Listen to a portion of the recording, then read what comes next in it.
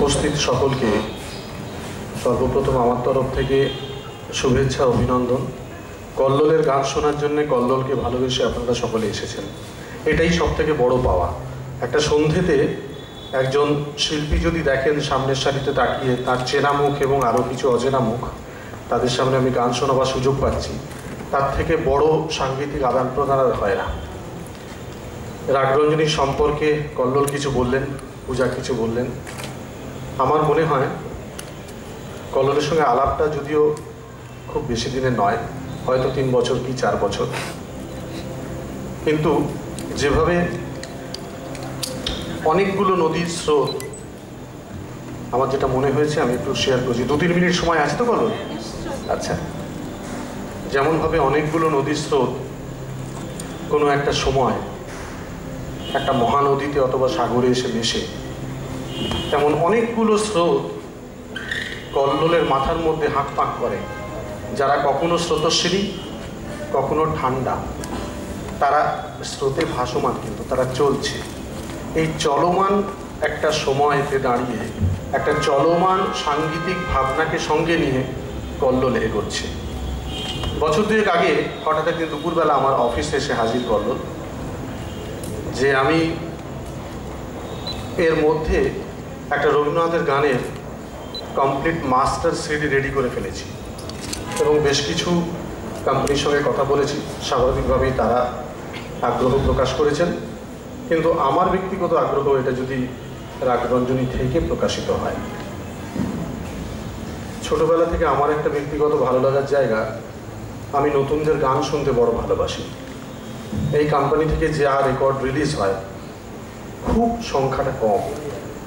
3টে বছর 2010 সালে ভারতীয় এবং সর্বভারতীয় এবং পাশ্চাত্য দেশের সমস্ত কটা দেশের সমস্ত জায়গাতে রাগরঞ্জনীর এক্সিস্টেন্স, সেই জিনিসটা তৈরি করতে সময় লেগেছিল 2 বছর। 2012 সালের প্রথম অ্যালবাম যেটা উল্লেখযোগ্য সেটা একলা তো সারাটা দিন অন্বেষা। 5 বছর বয়স থেকে আমার কোলে পিঠে চড়ে মানুষ, আজ বম্বেতে একটা প্রথিতযশা নাম। ওর কথাটা বলতে ইচ্ছে করে, ভালো লাগে বলে শেয়ার করলাম। তেমনভাবে কল্লোলকে পেলাম হঠাৎ করে 2 বছর আগে আমার দুপুরে অফিসে একটা ক্যান্টিনে টিফিন টাইমে। ওর মাস্টারটা শুনলাম, শুনে আমার মনে হলো এত দীর্ঘদিনে বহু টেলিভিশন চ্যানেলের হয়ে বহু নতুনদের গান শুনতে গিয়ে প্রায় সারা ভারতবর্ষ জুড়ে 35 থেকে 40 হাজার নতুন ছেলেমেয়ের গান শুনে ফেলেছি। তাদের মধ্যে বহু শিল্পী রাগরঞ্জনীর এই প্ল্যাটফর্মটার হাত ধরে বহু জায়গায় গেছে, আর আমি ওই উল্টো দিকে বসে তাদের গান শুনেছি। যেমনভাবে আজ এসেছি, আমি ওকে বলেছিলাম কালকে আমাকে মঞ্চের তুলনা, আমি গান শুনতে যাব, তুমি কখন গান গাইবে বলো। তো আমি বলেছি না দাদা, তোমাকে একটু আসতেও হবে, থাকতেও হবে, কিছু বলতেও হবে। তো ওই যে স্রোতস্বিনী একটা নদীর কথা বলছিলাম, কল্লোলকে যেদিন প্রথম দেখলাম ওর মাথায় না অনেকগুলো ভাবনা চিন্তা জট পাকানো আছে। আমার মনে হলো আমার প্রধান কাজটা হচ্ছে জটটা খোলা।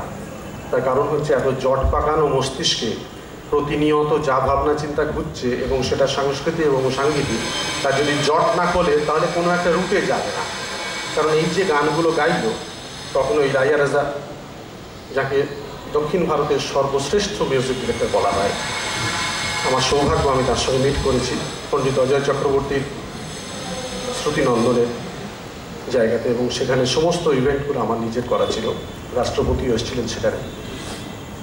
তো তারপরে তার আগে যে হংসধ্বনি রাগ শোনালো এবং তারপরে যখন একটা সুফি ঘরানার একটা গান শোনাচ্ছে, তখন এই যে এতগুলো ভার্সেটাইলিটি, সেই জিনিসটা কিন্তু ও আজকে এই নিজের মতো করে একটা আনপ্লাগড সেশনে আপনাদের সামনে আমাদের সামনে তুলে ধরতে চাইছে। কিন্তু যখন অপর প্রান্তে কোনো মানুষ দাবি নিয়ে পৌঁছে যায় কোনো শিল্পীর কাছে, তখন সেই গান শোনানোর সুযোগ থাকে না। তখন আমার মনে হলো তুমি প্রথমে কি করতে চাও সেটা ঠিক করো। বলো রবীন্দ্রনাথের গান করতে চাই। গান শুনে দেখলাম একটা অনায়াস যাতায়াত রয়েছে সরক্ষেপণের মধ্যে, কিন্তু যেটা সব থেকে বড় জিনিস আছে সেটা হচ্ছে 3টে অক্টেভের মধ্যে যে গতিপথে ঘোরাফেরা করে তা অত্যন্ত বলিষ্ঠ। এই বলিষ্ঠ জায়গাতে কখনো যদি আমি বহু বাসনায় বলতে হয়, তাহলে সেটা রবীন্দ্রনাথের যে পরিপ্রেক্ষিতে এই বহু বাসনায় প্রাণপণে চাই, বঞ্চিত করে বাঁচালে মনে, এই যে জায়গাটা, এই বলার যে আকুতিটা, সেটা কেমনভাবে ও ফর্মটাকে প্রেজেন্ট করে আমি দেখব।